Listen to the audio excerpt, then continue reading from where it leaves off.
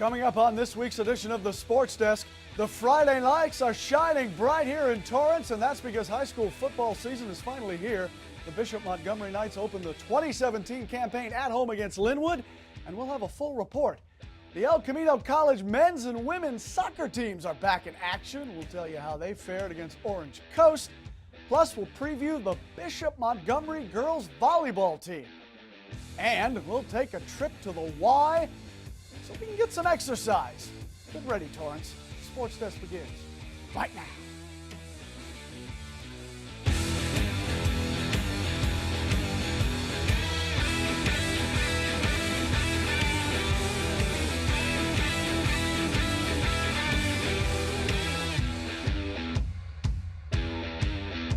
Hello and welcome, everyone. This is the Sports Desk. Thank you so much for joining us. I am your host, AJ Vittone, and yes, the wait is over, and we're going to kick off the high school football season in just a second, but first, you know the drill, Torrance. We can't do this show without you, so don't forget to hit us up on social media. Follow us on Facebook, Twitter, and Instagram. Our handle is @TheSportsDeskTV. Share your videos, photos, and story ideas, and remember to use the hashtag TheSportsDeskTV. This is your show, Torrance, so by all means, get involved and spread the word. It's the most wonderful time of the year. Be thankful I didn't sing that. After spending the past few weeks tackling each other, the Knights of Bishop Montgomery finally got a chance to tackle an opponent. And that's because the Knights opened their season at home against the Knights of Linwood High, who, by the way, opened their season with a loss to Hamilton, not the musical, the high school. The question is, how would Bishop rebound after losing 19 seniors from last season? Good question. Sports Desk reporter Anthony Scott has our answer.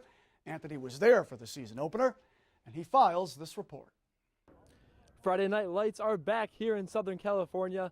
Bishop Montgomery opens their season tonight against Linwood. Although Linwood is not in the same league as Bishop Montgomery, the Knights are looking to get the season off on the right foot as they look to capture their fourth straight league championship this year. After a scoreless first quarter, Linwood was able to break through in the second.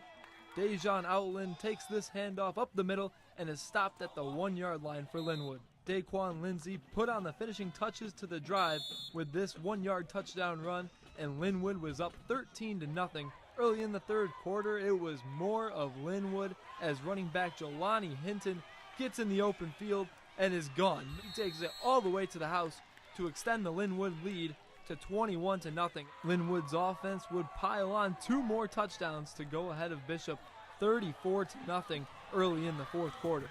Bishop Montgomery head coach Ed Hotchkiss talked about his team's youth in their first game. We're definitely a young team. You know, we have very few guys even played varsity last year for us. A lot of some freshmen, some sophomores playing for us in critical roles, and at times they did great, and at times they showed their age. For Bishop Montgomery, it was Matthew Cortez's first game as quarterback at the varsity level. The sophomore Cortez was inconsistent early, but put together a nice drive late in the fourth quarter. Cortez found junior receiver Nick Laufenberg 5 times in the drive, including this nice leaping grab to cap off the drive for the touchdown. The game was already out of hand at this point, but the touchdown was a sign that the young QB is heading in the right direction. It was just calm down, do your job. Usually when you overthink, you make mistakes. I'll just try my best not to get in my head. Bishop Montgomery has won the past 3 league championships, and although the team is young, they know what it takes to get back there. Know our assignments, and when things turn bad, just keep your head in the game. Like, we're gonna make mistakes, but it's the team that learns from their mistakes. That's the better team. We got to get them experience. You know, like I said, we have guys that just haven't had a lot of snaps at the varsity level, so they got the experience. They got to learn from their mistakes, and if they do that, they got the talent to be pretty good. Bishop Montgomery was not able to bring home a victory for the home fans today. Linwood came out on top 34-13 over the Bishop Montgomery Knights. Coach Ed Hotchkiss did say they have a young team. They'll look to work on some things when they come into next week to take on North High School. Reporting for Torrance CitiCABLE, I'm Anthony Scott. Thank you, Anthony. As Anthony reported, Bishop lost their season opener by the final of 34-13. Their next game will be Friday, September 8th, when the Knights play host to the Saxons of North High. Kickoff is scheduled for 7 bells. And speaking of the Saxons of North Torrance, They got a head start on everyone this season. They've actually played twice already. And as you heard right here on this very show, some of the North players are hoping to finish 8-2 or better. And it's pretty safe to say they got off to a good start in their season opener. The Saxons defeated Banning on the road by the final of 14-6. The Saxons came up with 4 interceptions. Running back Chris Pineda ran for a touchdown, and QB Sean Sigala threw for the other touchdown, connecting with Braden Diocampo. In their second game of the season, also on the road, the Saxons fell to Elisa Nagel by the final of 20-7. The Saxons were scoreless until the fourth, and they were able to put points on the board with a late rushing TD. Their next game, as we mentioned earlier, will take place on Friday night, September 8th, when they travel down the road to take on Bishop Montgomery. West High ran into a buzzsaw when they battled Culver City, the top-ranked team in the CIF-SS Division 11. Culver City beat West for the first time in 7 years by the final of 58-27. West was able to keep the game close in the first half thanks to the running of senior Gus Eckert, who rushed for 151 yards on 21 carries and scored 3 touches. The Warriors' next game will be September 8th when they travel to Lancaster to take on Eastside. The Tartars dropped their season opener to the Vikings of Marina by the score of 26-15. This game was played at a neutral site in Huntington Beach. The Tartars will be at home for their next game on September 8th when they play host to Culver City. And lastly, the Spartans lost their season opener, which was also a neutral, non-conference game, to Fountain Valley by the final of 48-0. The Spartans return home on September 8th when they play host to Hawthorne. The kickoffs for all these games will, of course, be shortly after 7 in the p.m. So get out there and support your local high school teams. Before the El Camino College football team opened their season, they were holding some scrimmages at Murdoch Stadium so they can prepare to make a statement when they take the field. There's no other way to say it. The Warriors mean business, people. And here's our proof. El Camino held 2 scrimmages recently. L.A. Pierce and Claremont were the schools that stopped by the Torrance campus for the old gridiron tune-up. You're watching the final test drive, if you will, before the Warriors opened up on the road at L.A. Southwest. Coach Lindheim's team was pushed hard, and they responded. The Warriors felt good after the scrimmages. The question is, how would all of this translate on the field for the season opener? Good question. Remember when the Warriors said they wanted to kick the doors open this season? Well, they kicked something in their season opener, and it was so loud it could be heard throughout Los Angeles. Oh, it was epic. Real epic. Let's just say history was made when El Camino opened the season. A new scoring record was set when the Warriors dropped 74, count them please, 74 points against LA Southwest. Talk about making a statement. Wow, I guess this is what kicking doors open looks like. A lot of folks scored in this game, including yours truly, and I'm not even on the team. The Warriors scored 41 points in the first half, accumulated a total of 594 yards of total offense, and held the Cougars to negative 32 yards rushing. Elko's next game is September 9th at home when they play host to Moore Park. This game will feature the 30th anniversary celebration of the 1987 National Championship team. How cool is that? You won't want to miss it. Kickoff is scheduled for 1 p.m. These young ladies you're about to see just love chemistry. Not necessarily the branch of science, but who knows? I'm speaking of the psychological interaction between people. You see, it's their amazing team chemistry that separates the Bishop Montgomery girls volleyball team from everyone else. The Knights received great feedback during their alumni match, and then they pitched a shutout and went a perfect 10-0 during the Tustin tournament. These Knights are coming right at you this season, so you better be ready. No one questions their heart, passion, and desire. However, the team is not very big nor tall, so team effort and ball control will be the keys to success. The Knights lost their starting middles from last year, but freshman middle Dakota Quinlan stepped up huge in the Tustin tourney, and that's a good sign. Junior Oppo Lauren Turner is a solid blocker and serves as one of the team's vocal leaders.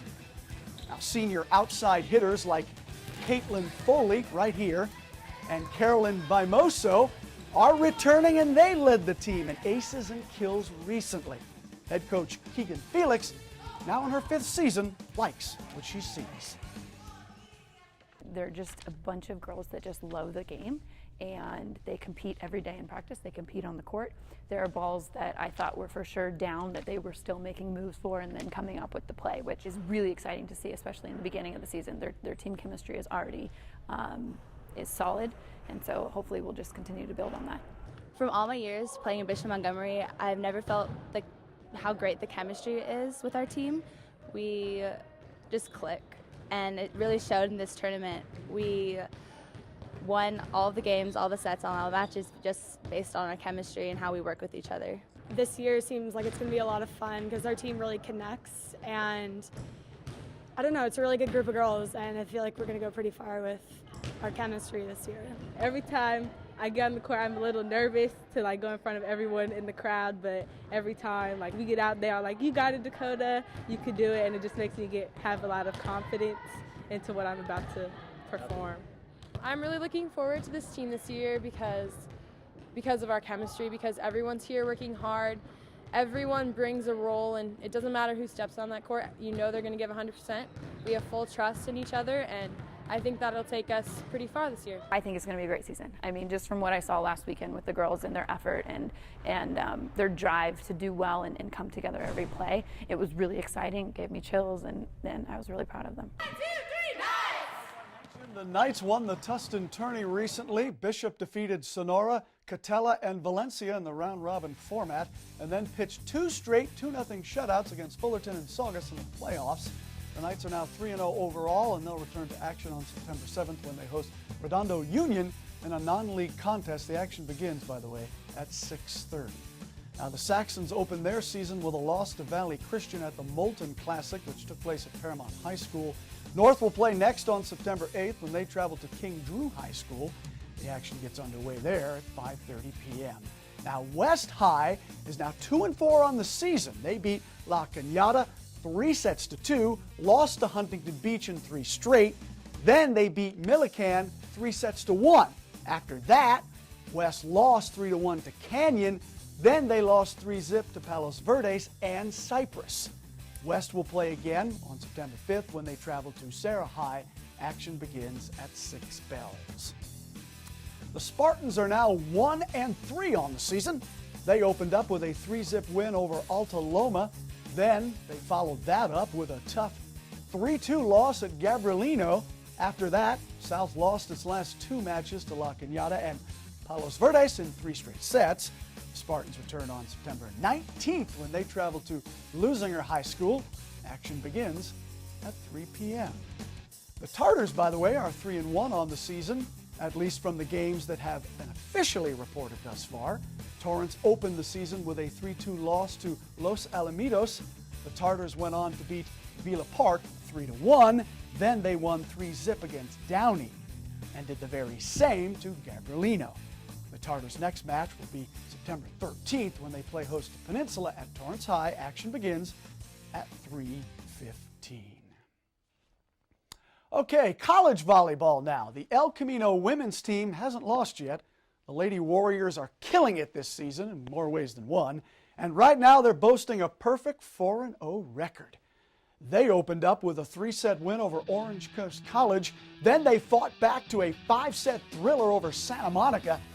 After that, they scored a pair of 3-0 sweeps at the Long Beach Quad Tournament, beating San Diego Mesa and Saddleback. Jalen Motley smashed a season-high 18 kills against the Gauchos, and Sarah Dyer added 15 assists. The El Camino College men's soccer team opened their season at home with a 2-1 victory over Citrus. And then the Warriors found themselves back at home for their second game of the season. El Camino trying to start the season 2-0. Let's see what happens. They were hosting Orange Coast College, and at the 14:49 mark of the first, no score, that'll change. Elko's Brian Burrell kicks it downfield to Jason Santana. Oye, como va mi ritmo! Santana fires a low cross right to left. Reyes James with a diving header past goalie Jack Tunstall. For James, it was the second goal of the season. It's 1-0 Warriors.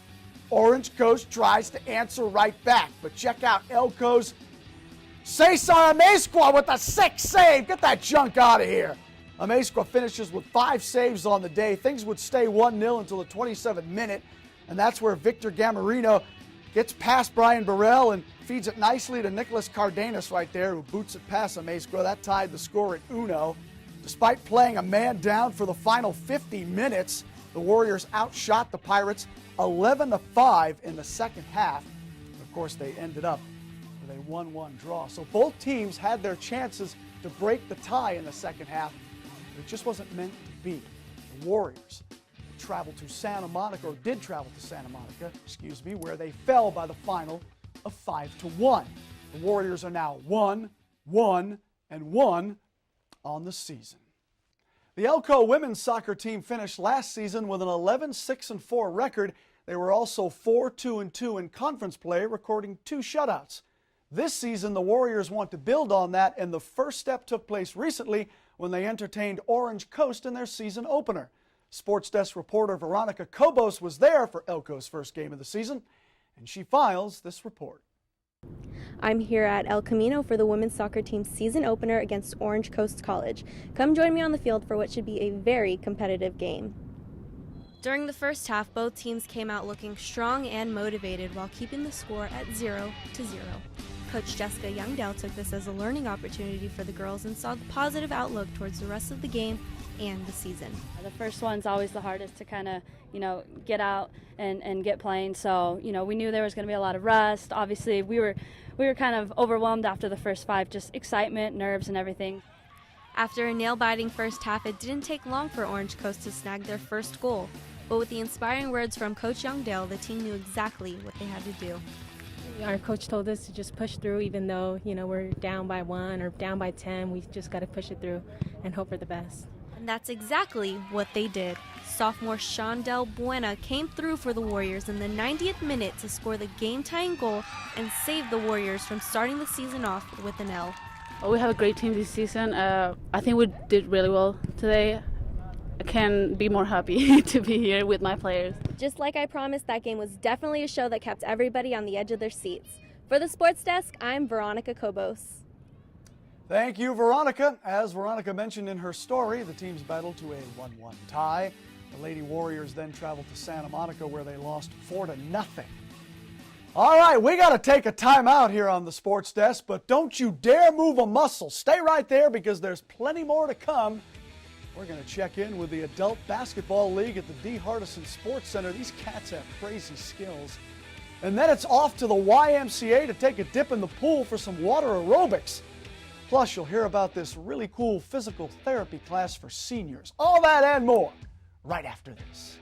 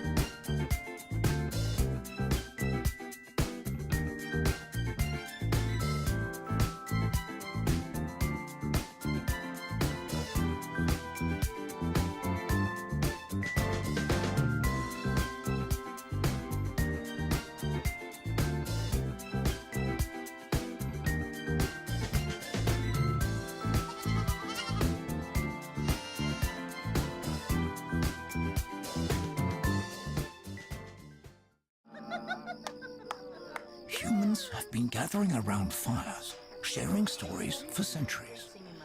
Uh-oh, it appears these hot ashes are about to be dumped, which could possibly start a wildfire. Oh my gosh, bear! Wait just a minute. Is that the Smokey Bear? He scared us. How will Smokey deal with such a hot situation? Precisely, the garden hose defense. Next, a thorough stir. Then another spray. And finally the true test, feeling if the ashes are cool. It looks like they are. Bravo. Wait, do you mind if we could just... Ah yes, the selfie. A ritual practiced so frequently with this tribe. but not so much by Smokey Bear. Just 1 second, Smokey. Wait. Only you can prevent wildfires. Welcome back, everyone. Remember to follow us on social media, Twitter, Instagram, Facebook, and all the other places the cool kids go to simply be cool. Share your story ideas, post your photos and videos. We want to hear from you, Torrance. After all, this is your show. All right, whether you're breaking other people's ankles on the basketball court or perhaps just your own, which is typically what I do because I have no game anymore. But hey, it doesn't matter, right? Because that's what adult basketball leagues are all about, shooting some hoops once a week and having some fun, regardless of whether you have mad skills or not. And that is exactly what's going on right here in this video. You're watching an adult basketball league game taking place over at the Hardison Sports Center, and they offer competitive leagues for all skill levels, and it's great for beginners too. As you can see, these guys are going all out, and some of these dudes actually have game, and it shows. Check this out. Nice. Now, James Kwan coming up. He's number 12, by the way. He's been playing hoops since he was 5 years old. He's been playing in this league for about 6 seasons now, and he says it's all about building camaraderie and staying active.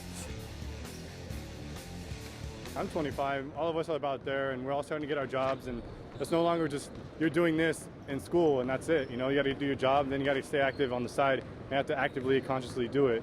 So, I mean, it's a big part of my life because other than this, the cardio I really get, I'm not getting a lot, you know, so this is a good thing for it. You know, when you play with your friends just at home, you know, anything goes. But here it's organized. You have to keep yourself, composure and everything. It teaches you kind of some sort of discipline. It's really competitive, but not too competitive that beginners can't come. There's different levels for each day. And so if you're worried that your team's not going to be good enough, there's leagues for everyone. Obviously, we're not the highest league either. So there's better leagues, but every league is really competitive. And you get your money's worth, I'll tell you that. And check this out. 6 of the 8 guys on Kwan's team, which made it to the championship, by the way, didn't even play basketball growing up. They were all soccer players. Pretty wild, eh? Good stuff, guys. All right, if you'd like to join one of the adult basketball leagues at the Hardison Sports Center, just give them a call at 310-972-7760 or send them an email at adultbasketball@torranceca.gov. Some will say there's no better exercise than exercising in the water. It's much better for your body, especially when you get older. And these folks you're about to see exercise in the pool 3 times a week, and they love it. The Torrance South Bay YMCA is where you can find them. This right here is a water exercise / aerobics class, and it's offered to seniors on Monday, Wednesday, and Friday mornings from 8 to 9. Most of the people in this class just want to move and get around each day without enduring too much pain. They're looking to loosen up their muscles and joints while under the water. As you can see, they're using the barbells there to help strengthen their arms and legs. Mary Gay Ponsonby has been teaching at the Y for 13 years now, and she's all about stretching and flexibility. As you go through the water, it adds resistance and helps strengthen your arms and legs. And then we do some without barbells, and those are also for flexibility and for strengthening and to get some balance sometimes. So if you stretch and loosen up those muscles, it helps to make sure that you're not going to hurt yourself. The water is very, very, very good for exercising because of the buoyancy factor. There's a lot more weight in water naturally than there are in regular land classes, and so it's really a good workout. If you'd like to take a water exercise class, just give our friends at the Y a holler at 310-325-5885 or check them out at ymcala.org/TSB. All right, another great class for seniors at the Y is the physical therapy class. Let's face it, it's all about staying active while trying to improve your balance and strength because as you get older, you still need your flexibility. But don't take my word for it. Let's listen to the many folks who benefit from this class. This is called our PACE class, and it's an acronym for People with Arthritis Can Exercise. And it's a wonderful active older adult class that really focuses on our activities for daily living. So if you need to squat down and pick up a bottle or jar or anything, you won't squat down and not be able to get back up. But come down here for some balance and stretching so you have flexibility. And it works well in anything you do, from trying to pick something up off the floor to sporting events or driving the car or whatever. Everything we do here is sort of practical. You saw us sitting down in the chair and putting the one leg over. Same thing you do when you put on your socks. I still use a cane because I come here for balance. And but when I walk off the class, a lot of times I forget it. But I know that I would rather be doing exercise here instead of at home by myself. I injured my back, and at that point I was having difficulty literally getting out of my car without hurting. I, of course, went to a back specialist. I was doing physical therapy and some of that, but what's really helped me has been this class. I have some back and shoulder issues, and this class I'm able to get a workout. I've lost weight. I can feel my balance, my strength getting better with the class, and the people that come here are great, very supportive of one another, whatever the issues are. I highly recommend it to everybody, whether or not you have arthritis. I have arthritis in my knee, and it has helped me a lot. It's just move your body. That's all we do here. Move all parts of our body, and it's very good. They have class, and then after they're done with class, they all meet for coffee. They celebrate birthdays together. It's really a great community class. They're a really great group of friends. Great stuff. This class runs Monday, Tuesday, Wednesday, and Thursday from 8:30 to 9:30 a.m. It's offered with membership all year long. It's not a session class, so you can pop in whenever you want. For more info, contact the Y and get your exercise on. All right, well, that does it for this week's edition of the Sports Desk. Thank you so much for joining us. As always, we appreciate your support. My name is AJ Vittone, and I've seen, heard, and said enough for 1 week. We'll continue this conversation again next week, I promise. Until then, don't forget to follow the Sports Desk on social media, Facebook, Twitter, Instagram. And remember, you can email us as well. We'd love to hear from you. That's all the time we have, sports fans. We'll catch you next time, right here on the Sports Desk.